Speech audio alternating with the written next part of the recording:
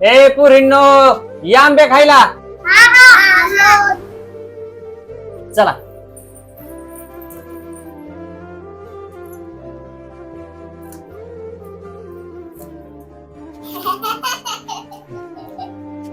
या खा. ओ काय लावलंय हे तुम्ही? सगळ्या गावाला आंबा दिले, आपल्याला काय राहायचंय? काय अग, हाय की आपल्याकडे भरपूर. एवढा आंबा आपल्याला तर काय सरत्यात होय तवा.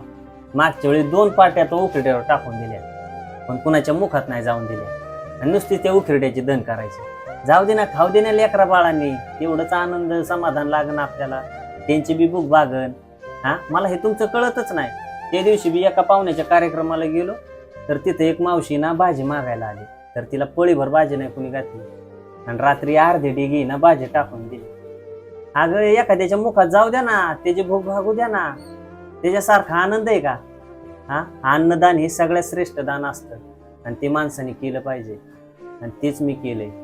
मला तर लय आनंद वाटतोय. देव आहे ना, त्यालाच देतो ज्याच्यामध्ये देण्याची दानत असते, आणि मी ती करतोय कारण की माझ्याकडे लय दिले देवाने.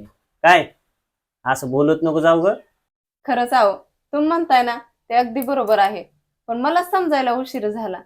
खरंच अन्नदान हे सर्वश्रेष्ठ दान आहे, आणि ते सर्वांनी केलंच पाहिजे.